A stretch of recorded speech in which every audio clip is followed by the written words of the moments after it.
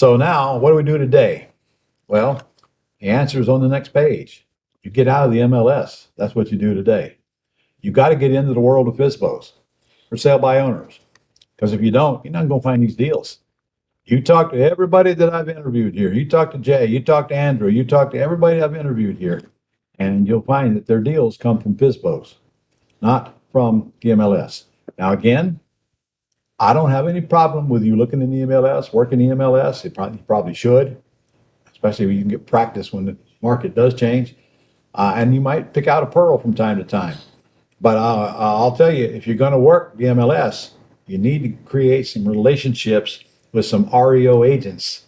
Try to get them before they ever hit the MLS, because that's where you're going to get your best deals before they even go on the market. Once they hit the market, I mean, they're going to get offers galore on these properties once they put them up on the MLS system. Jay Connor just told you how he gets them before they ever go to the courthouse steps. Okay, but once they go to the courthouse steps, they're going to be listed. They're in there right with the rest of the mess, and they're going to be asking too much. Get them before they go to courthouse steps, and you'll get them for what they owe on them generally, plus whatever the back payments are. Again, Jay, since Jay's got so much private money, he just goes ahead and funds them with private money. Because frankly, he's got a problem. Same problem I had when I started raising private money back in 1984. The problem is I got so much money sitting out there, I got to find a hole for it. Because if I don't find a place to put it, they're going to find something else to do with it. So Jay will fund them even though he don't need to. All right, I'm thinking of another one of our mentors, Alton Jones, who lives in LA. Alton will do it a different way. In fact, I like Alton's way. Of course, he's dealing in higher priced properties as well. Usually his purchase price is under $1 million, and sometimes he'll sell it for well over $1 million. He makes extremely high six-figure profits on every single rehab that he does. But let's say somebody owes $800,000 on a house, and you think it's worth $2 million after rehab, and he's $200,000 to fix it. Okay, that's not an abnormal deal for Alton. But instead of paying cash for the $800,000, now you guys better write this down because it applies wherever you live in whatever price range. In FSBOs. Definitely does not apply in the MLS. In the MLS, it's cash or nothing. But with FSBOs, all right, well, listen, Mr. Seller, I'll give you $800,000, but I'll give you $25,000 down, and I want a 1-year balloon on the balance, and usually with no payments or no interest. Now, if the seller's got a mortgage on it, then Alton agrees to make the monthly payment. All right, that's still a lot cheaper than coming up with the $800,000 in cash. So now he'll buy the house with owner financing, knowing it needs a rehab. So instead of borrowing $800,000 on a first, plus $200,000 to rehab it, plus holding costs, and then some, he'll keep the first on there to the seller and go put a second mortgage on there with a private lender for the $200,000 plus the holding costs plus some extra money. He might put a $300,000 second on there behind the existing $800,000 first. Still well collateralized because the house is worth $2 million fixed. Easy private loan to get. So now he's only got to borrow 3, not 8 plus 3, not 11, or not 1.1 million. Now, when he borrows the 300,000, write this one down. He's going to pay interest, but he's not going to make payments. He's going to borrow the 300 with interest accruing. The interest will add to the principal, and the lender will get the principal plus interest when they get paid off when he cashes out of the house. So it makes the job a whole lot easier, a lot less money to borrow. In Jay's case, he just wants to get that money out there. He'll pay for the whole thing just to get rid of the money. Frankly, even if he could take over a lot of that debt, which he can, he still winds up borrowing the whole thing generally to cash everybody out. So in the world of FSBOs, you got the advantage of blending the terms business with the all cash business. Terms first, can't get terms, then you go to all cash. And by the way, the term can be a very short term if your exit is to buy it and fix it and cash out of it on the market. A 1-year balloon should be more than enough time to do it. All right, so let's turn to this page here, which is 200. All right, well, how are we going to find these FSBOs? Well, golly, this looks just like the list we went over yesterday. Hmm. It is some of the list we went over yesterday.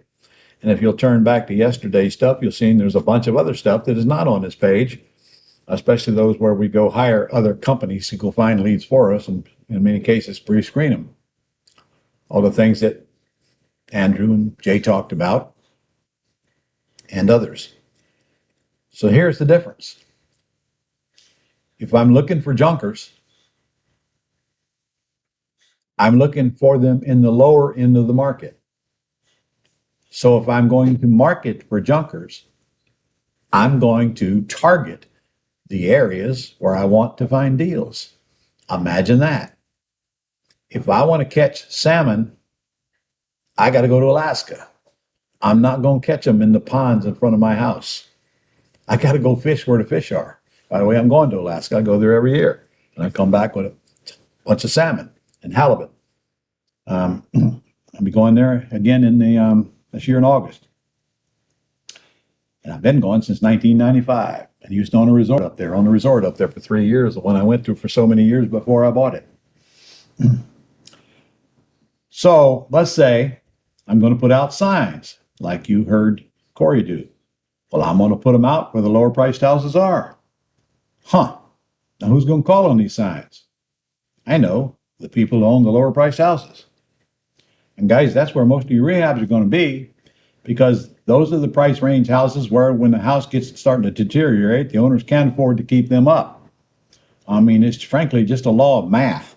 The higher price house, the easier it is for the owner to get the money to keep it in good condition. Bandit signs, I'm sticking them out beside the road. Or FSBO signs in the lower end areas. I can have my field agents go looking for them there, or I can go look myself. If I'm going to mail, whether I'm going to mail yellow letters or I'm going to mail postcards or whatever I'm going to mail, whether I'm using ronsdealfinder.com or I'm using Christie to mail yellow letters, well, imagine that. I'm actually going to pick the area that I want to mail to. So I'm targeting these lower priced houses. If I'm going to direct field agents out there to go look for these ugly vacant houses or just look for the vacant houses, I'm going to tell them I want all houses that look like they need work, whether they have a FSBO sign in front of them or a realtor sign in front of them or no sign in front of them. And I'll pay you $10 for those leads. Because if they have a realtor sign in front of them, I'm going to make that call to that realtor and get the listing agreement, establish a relationship with that realtor, and ask them if they can go find me some more deals. Listing agent's number is right on the sign. If they have no sign, that's where the really good deals are. So then I'm going to get someone to go online and find the owner of the property. And if I can get their phone number, I'll get a hold of them and call them. Not, we'll mail a letter.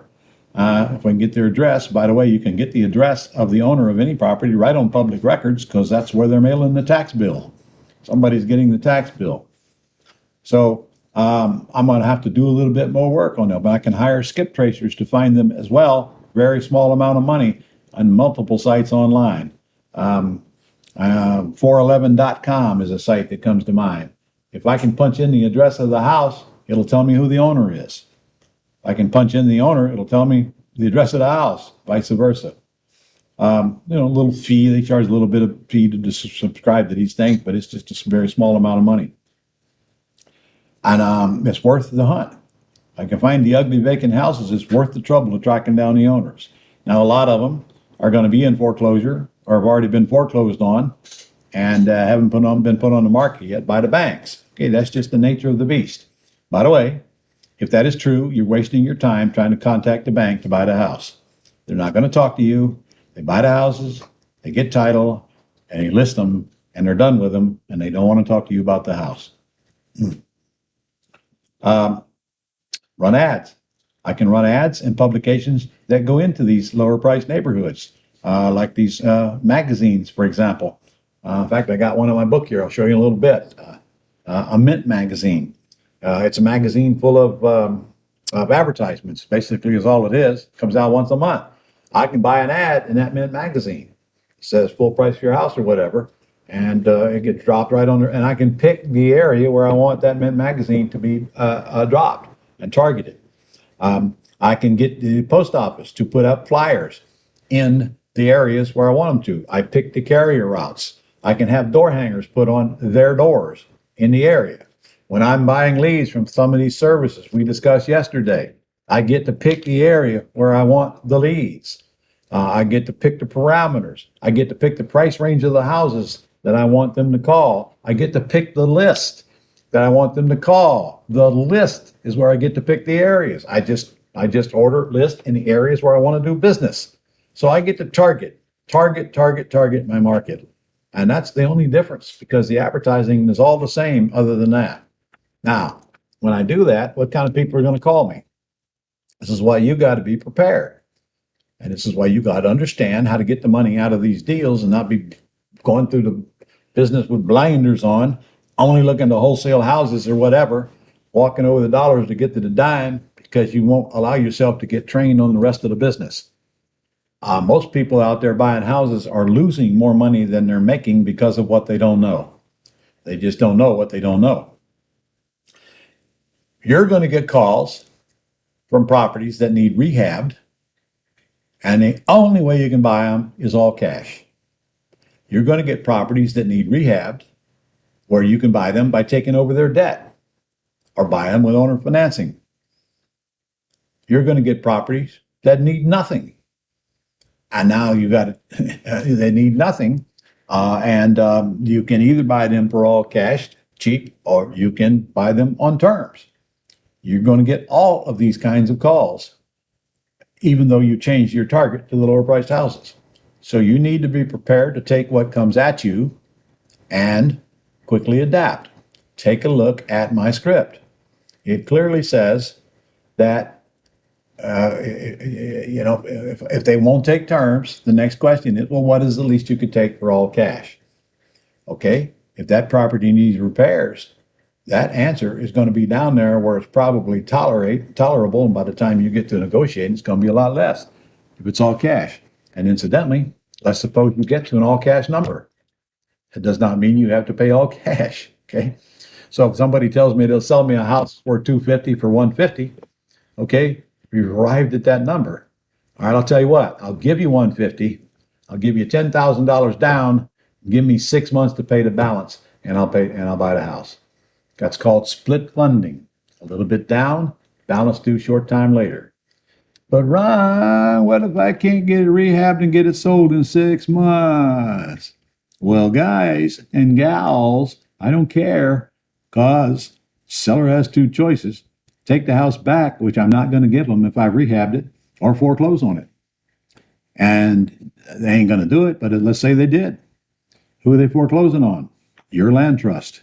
Your name's not even going to be mentioned. How long will it take? Months and months and months, way more time than you need to get it sold on the open market if, in fact, your balloon's too short. If that bothers you, do a 1-year balloon. It is not difficult for sellers to get sellers to take short-term balloons for the balance, especially when they know your intent: buy the house, renovate the house, and then sell the house. Very easy to get them to cooperate with you on those short-term balloons. So you're going to get all this stuff. But just because they want all cash don't mean they have to have all cash today. Better remember that.